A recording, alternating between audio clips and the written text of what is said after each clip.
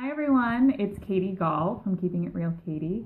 And as promised yesterday, I am on to chat with you about meditation and affirmations. And the reason this came about is actually because I felt duped. So I'm going to give you a little bit of backstory. I was reading something, and I don't remember what it was, but I was reading something that said, when you're doing affirmations, you want to make sure that you actually don't say them too many times, because the reasoning was that the universe doesn't need you trying to convince it that you want something, basically. So because that is a form of not believing that you deserve something. So the way that affirmations are explained a lot of the time is that you have to say them from a place of belief. Yeah, you have to say them from a place of, I will have this thing, or I do have this thing. This is a real thing that I have. And then what happens from that, depending on who you talk to, is either the universe listens and provides, or, and more of a spiritual side of things, I would say, or on the more scientific side of things, what is actually happening in your brain when you say an affirmation, and especially when you repeat an affirmation, and that's kind of where I'm going with this, when you repeat an affirmation, you actually slowly convince your mind and your subconscious that this is true, and therefore it trains it to actually start looking for opportunities to make this true. Yeah? So this thing that I heard was, don't repeat affirmations because the universe won't listen, right? So for some reason, I just took that and I was like, oh yeah, that makes sense. I'm going to go with it. And I, for the past week, have just started kind of not really saying my affirmations so much in fear that the universe, quote unquote, will shun me. Like, stop wanting to give me the things that I want. And yesterday, so I was thinking about this, and suddenly I was like, what? Like, what am I going around letting myself believe, kind of? Because ultimately within that, by just taking some other person's advice and like being like, okay, cool, that's a true thing, I was completely giving up my own power in the situation, and I was completely writing off what I know scientifically about how affirmations work, and about how, not only affirmations, but about how learning works, and about how repetition in our brains and in our bodies work.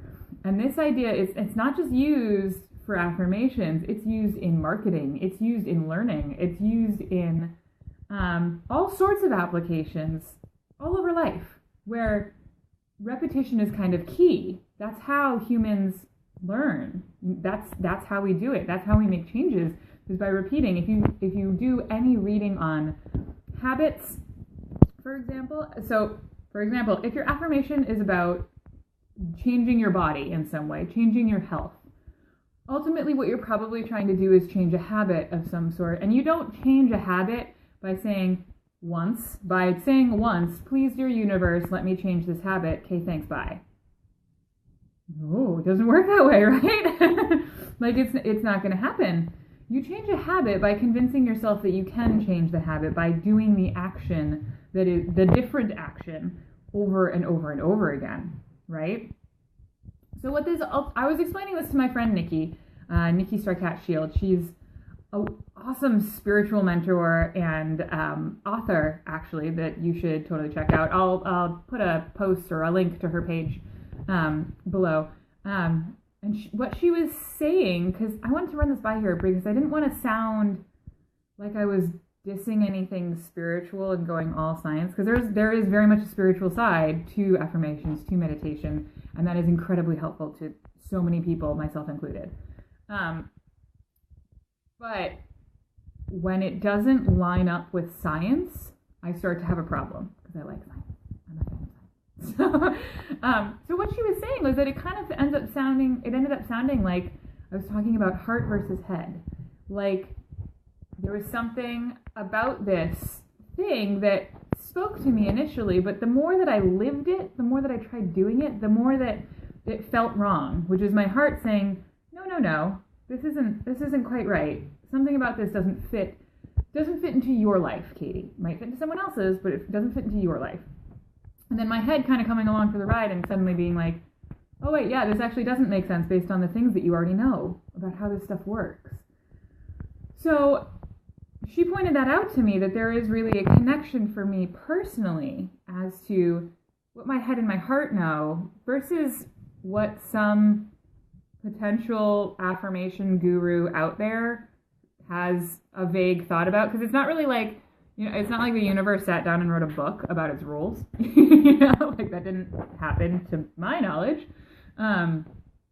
So what is my whole point here?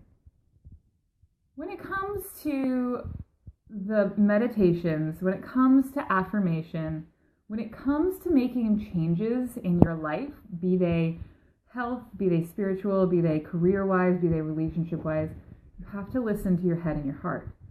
You have to be paying attention to what feels right in my life, right? And that's what you're going to keep doing. That's what's going to carry you through. You're not going to do something that doesn't feel good, right? So with everything that any guru says, with everything that I say, ask yourself, does this feel right in my head and my heart, right? I'm going to add, as I said, I'm going to put a little thing over to Nikki so you can say hi to her if you'd like. I'm also going to add some like articles about affirmation, about how it works in the brain, things like that, so that you have that. I hope that your meditation challenge is going swimmingly. And I'd love to hear what you're getting out of it. If you're joining me, please let me know how is it affecting you? How's it affecting your life? What gains have you seen? What maybe losses have you seen? Just what's going on, yeah? And I will talk to you guys soon. Have a good one. Bye.